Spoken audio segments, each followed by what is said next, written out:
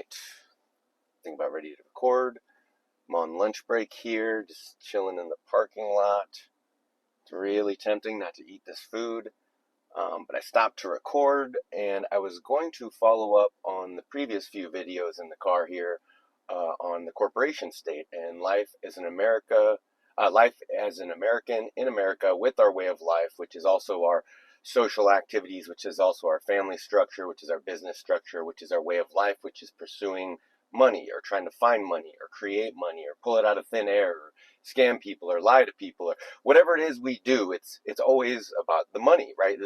That's an American meme. The idea of fuck you money, not to be crass with my language here, but the idea of fuck you money is an American invention. The idea like you get your money and then you get the hell out, right? You take as much as you can get, you give as little back, right? Like what's the point of even being a human being or around people then? Or what's the point of being an American with Americans then? Like you don't have a people or a society or a culture anymore. You just have a bunch of mercenaries and prostitutes, right? Everyone's just in it for the dollar. And I'm not trying to harp and go on, but it's an ongoing critique here.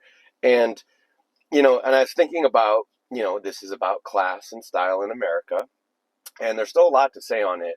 And I wanted to do a video today and then kind of get into some different ideas for a while, mix it up, and then come back around to this with some further thought and reflection. But I was actually going to get into some literary analysis a little bit, as well as discuss like how class and style changes over time. Like once upon a time, something like fried chicken was a luxury. It was expensive. It took you're losing a chicken, which is a big deal. Obviously, if you're going to eat it, you don't want to eat the old rooster. He's chewy. He doesn't taste good. So if none of you have ever had to kill and defeather a chicken, for instance, and done the work of that, it's actually a lot of work if you're just doing it, especially alone, and you don't have an industrial process to facilitate. It turns out chicken's actually a big deal to have to process. And then to fry manually and do all these things yourself, again, it would have been a whole big deal. It would have been a whole day. It was like it was a Sunday luxury kind of for, what was the poor and middle class, and poor usually wouldn't even eat it. But, with the cost of everything going down, it's pretty easy and affordable, to get fried chicken nowadays.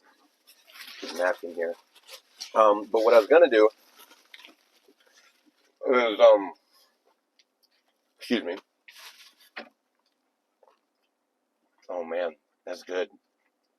See, here's what America got right. Something like music, literature, well, maybe there's like a writer or two, and philosopher or two, and fried chicken. Like, if it wasn't for that, the world really would hate us, I think, for these kinds of things. And speaking of which, the quote I have here, excuse me, is from Slaughthouse-Five by Kurt Vonnegut Jr. And to give you some context to the quote, right, because I don't have time to do the whole book, and I'm trying to keep this video short. I keep telling myself that, and then the videos come out to 20, 25 minutes, and that's me keeping it short, I guess. But the context here is that Kurt Vonnegut Jr. was an American and a writer, and he fought in World War II. I think he was a forward scout of some kind. He got captured and put in a POW camp. So the story he tells in Slaughterhouse-Five, it's kind of fact meets fiction. You don't actually know necessarily what his personal experience is versus what he got from others, if you know how soldiers trade war stories, for instance. So he put all this together, and basically his main character, Billy Pilgrim, is in a Nazi POW camp somewhere, in the midst of World War II. And, they're talking about the differences in the classes of the soldiers and the types of soldiers. And, there's this propaganda in there written by the Germans as to why do the British behave so well, and why are the Americans so uncouth and crazy and weird, and they don't even support their own people. And it quickly, those prisoner conditions come out. Didn't come out with the Germans, didn't come out with these other or with the British. It didn't come out with these other soldiers who were in there, but something about American class and culture brings it out of people, right? Anyway, so Billy Pilgrim, the character, he finds this propaganda written by the Germans about America and Americans. And, you could say, yes, it's propaganda. It's meant to influence people's emotions, as is all rhetoric, as is all sophistry. And by the way, sophists and sophistry, To the Greeks, those weren't four-letter words. Those weren't bad things. It's not bad to be a rhetorician. It's not bad to be a sophist. People use it to, basically, it's just an insult for, you're a better sophist than me. Or you use rhetoric better than me. They're a sophist. You can't trust them, but oh, you should listen to me, right? That kind of thing. Anyway, so there Billy Pilgrim is. He's in the POW camp. He finds this propaganda as this kind of chaos is unfolding around him, including the idea that, the British are well behaved and all the trouble, like it's basically the Americans doing it. Anyway, America is the wealthiest nation on earth, but its people are mainly poor, and poor Americans are urged to hate themselves. To quote the American humorist Ken Hubbard, it ain't no quote unquote, it ain't no disgrace to be poor, but it might as well be. It is in fact a crime for an American to be poor, even though America is a nation of poor. And yes, it's true to this day. It's still a nation of poor people. The vast majority of people have little or nothing, or less than nothing, right? Negative. The GDP debt says everyone is actually in the negative, supposedly. Anyway, every other nation has folk traditions of men who are poor but extremely wise and virtuous, and therefore more estimable than anyone with power and gold. No such tales are told by the American poor. They mock themselves and glorify their betters. The meanest eating or drinking establishment owned by a man who is himself poor is very likely to have a sign on its wall asking this cruel question: if you're so smart, why ain't you rich? I said this in the video yesterday, right?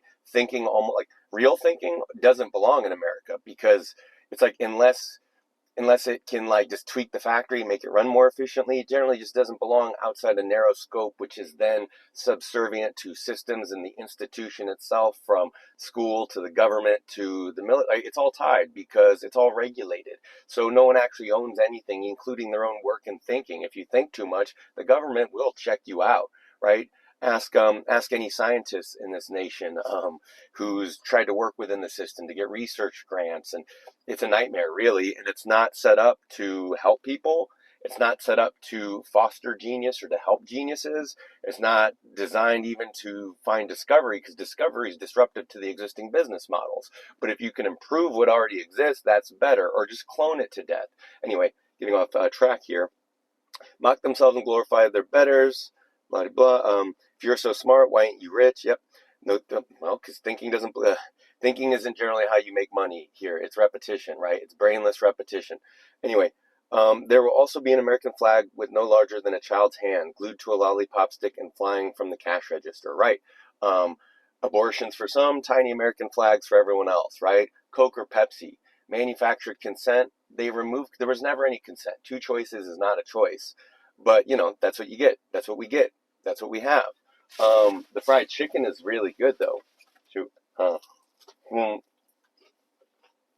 Americans, like human beings everywhere, believe many things that are obviously untrue. No. Probably worse than ever, huh? Their most destructive untruth is that it is very easy for the American to make money. They will not acknowledge how, in fact, hard money is to come by, and therefore those who have no money blame themselves. This inward blame has been a treasure for the rich and powerful, who have had to do less for the poor, publicly and privately, than any other ruling class since, say, the Napoleonic times. Many novelties have come from America. The most startling of these, a thing without precedent, is a mass of undignified poor. They do not love one another because they do not love themselves. And that's serious. And I think I kind of said this in my own words yesterday. It eludes me at the moment, but my other thoughts when I was thinking about the way this model, because it's one thing to read it from, it's one thing to hear the criticism from an American themselves, such as me. It's another thing to hear it secondhand through someone else's propaganda or rhetoric. Whether it's true or not is another matter. You have to address the criticism for what it is, right? It doesn't matter that you say yes or no. It's what are they actually saying and why might it matter? When I say this place, people and things have been devalued and the earth has been, pillaged and salted, this is what I mean. Everything has been thoroughly devalued. There's no way for people to esteem themselves here. And with how things have further been corporatized, co-opted, further just everything bent back towards the corporation state and the way wealth and power has been consolidated, it's only gone more in this direction. It's only gone more in the direction of, again, less goodwill, less good faith, more prisoner conditions, less trust than ever, which is ironic and weird for a nation, I think it speaks to America and America's longstanding bad conscience, collectively and individually, that it is supposedly the most charitable nation on earth. But I think our giving is like our viewing habits, whether that was TV or social media now. It's just mindless. It's mindless consumption because people feel bad. So like any addiction, you seek to feel better, and then better from what and why, right? And the reason is escape. The reason is relief. The reason is a way out.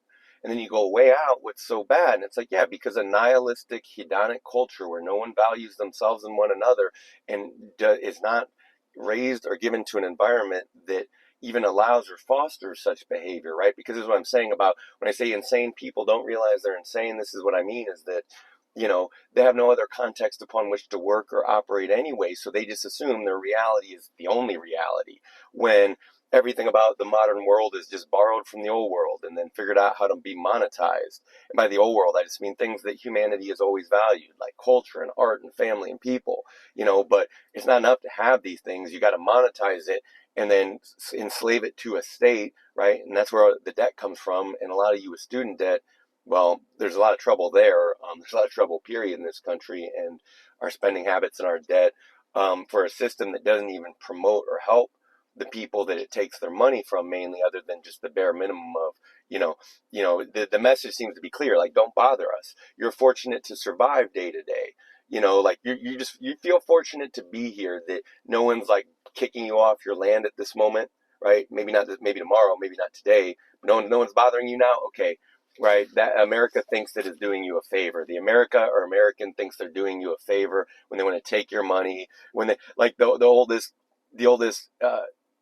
like the oldest clueless salesman doesn't understand why they're bad, and they're bad because they get mad at the people who don't want to buy their stuff, right? And it's like you basically say, hey, don't take it out on me because you got to make a living. Don't take it out on me because you're desperate and because you got to bully and bother and harass. Because like I said, Americans don't have consent, right? They're born into this corporation state. Their lives are monetized. They're trained and further taught to monetize themselves. See, I had a few more thoughts here. I know it's probably looking kind of grim. And I was saying, let me go forward actually. I was saying that it's one thing for me to say it and other Americans to say it. It's another thing for some other country's propaganda. And then it's another thing to see it from an intelligent individual completely removed from the culture, period, like a non-European. So I have some quotes from Sitting Bull here, from back at the, a few centuries ago, really. Might as well be a million or billion years from now, but he was one of the last chiefs of his tribe, and he made some observations after dealing with Americans. He kind of noticed something like with the soldiers. He'd be like, hey, look at us and our people. Do we look like we want for anything? Does it look like we need anything? We're about as free as it gets. You guys talk of freedom, and here you enslave yourself for a little bit of sugar and a little bit of coffee. Like, what is this madness? He couldn't understand why men were so weak, why they were so reliant on other things and people. He just couldn't. I wouldn't say weak. It's right. Societal civilization structure. It's actually, like I said, the most monstrous and stronger thing in the world, almost like arrows gone wild, really. But what Sitting Bull also said was this right here. The love of possessions is a disease in them. These people have made many rules that the rich may break, but the poor may not. They have a religion in which the poor worship, but the rich will not. They even take tithes from the poor and the weak to support the rich and those who rule. And if you remove the church and think about politics, what are campaign donations? Same thing.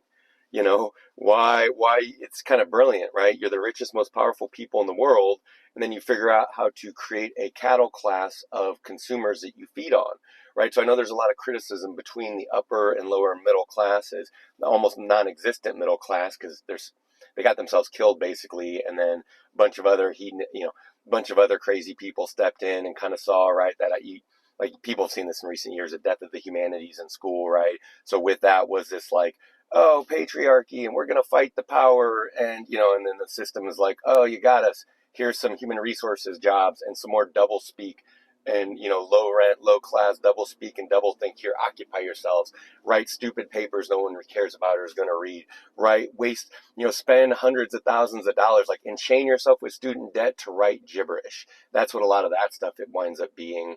It doesn't mean anything to anyone, and it never will. And that's the problem with gibberish and not having a culture or an oral culture or a real culture. Anyway, so he went on to write, they claim this mother of ours, the earth for their own use, and fence their neighbor away. Right? Good fences make good neighbors is also an American saying. If America had been twice the size it is, there still would not have been enough.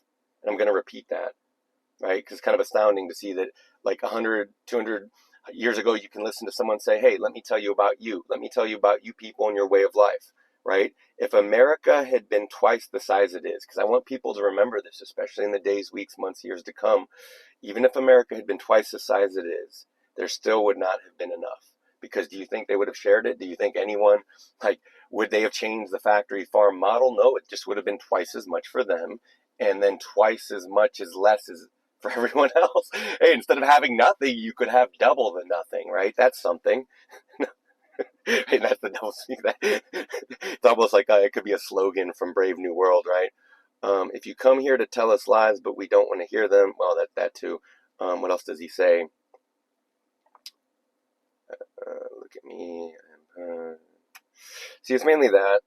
I think it was just that. It was that notion that look at how they behave, look at how they are, look at how apparent and visible they were many years ago, let alone now, right?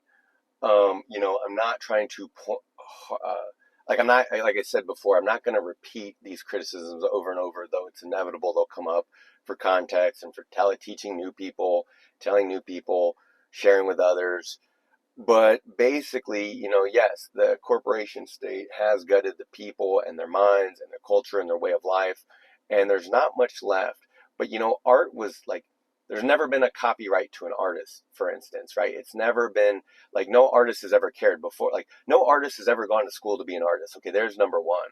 Number two, all great thinkers and philosophers, they existed outside of systems and anything codified. Before it could be codified, someone had to come up with it, right? So you ask, well, where did the progenitors of all society and culture and the creators of languages come from? What school did they go to? Let's see their authority and our whole systems are based off of assumptions and working belief that we can kind of prove in action, but is inevitably also refuted by reality. And the reality is, again, as I said it before, the numbers don't add up. And this is going to be more apparent in days to come too. I'm going to keep on with my criticisms of culture and just things as they are as I move forward with other things. And what I'm excited to get into next will be a series on literature, right? Because if I had one thing to say to people about, my image consulting and why I'm selling and how I justify it and why I love it, and that's it. If there's one way you can improve your life, it's by improving your appearance, your behavior, and communication. Guaranteed, right? You're not looking outside yourself. You're not paying someone outside yourself for something that's not yours or not you. You're improving your own appearance, behavior, communication. That takes teachers, that takes practice, that takes curriculum, that takes reading and writing and education and practice on all manners of things. And by things, I mean behaviors and skills, right? Hard skills, not soft skills. So I want people to unlearn the notion that appearance, behavior, and communication are soft skills. No, these are life and death, crucial, deadly skills, as well as matters not just survival, but also, like I say, class, taste, and style. And if these things didn't matter to us, there wouldn't be these divides, and then everyone could probably maybe finally have their utopia, right? Once you eliminate discrimination and prejudice and unfairness, right? But life is unfair. People are not equal. No man has ever been equal. No relationship has been equal. No women are equal, right? Women, if you want to prove that people aren't equal, just listen to the way women argue and fight and backbite and attack each other, right? They do it all the time. Their competition is fierce. Men are a little bit more straightforward. Like, we tend to look each other in the eyes rather than stab each other in the back. But, it's just kind of how it goes. When Aristotle talks of prisoner conditions, for instance, he says women enslaved. People probably don't like this because I guess it's not modern enough and it's not embedded in doublespeak yet. But when Aristotle says women and slaves promote and like tyranny because under it they have a good time, it's because he's saying they learn and aren't afraid to sell out themselves and their values, because you have no values when your life is a slave, right? So that, why did women and slaves sell their masters out wherever applicable? Because who wants to live under tyranny? So back to why America and Americans are the way they are. Well, it's not because it's a society built on love. That's not why, for sure. Anyway, stay tuned. Lots more to come. Sharper Pen Image Consulting. If you want to set up a session, if you want to contact me, feel free to do so. Thanks for all your support. Thanks for checking the channel out. If you're new, if I helped you see something you never saw before, not like, oh, I told you what's right or correct, but more like you had some ideas and then me talking about them kind of help you solidify and think about them, then go on ahead and give me a like, share, and subscribe, or whatever it is to support the channel. Something to show that you found value here and that you care about that and that you'd want to then promote and protect that in the world. Because I'm no different. This is how I support the things and people I love, including, well, unfortunately it's a corporation state, but man, they make good fried chicken on the factory farm. Boom. It's actually what made this affordable in the first place, right? And with everything that shouldn't have been affordable becoming affordable, well, now we can all enjoy the fruits of the fried chicken. So thank you and have a great day.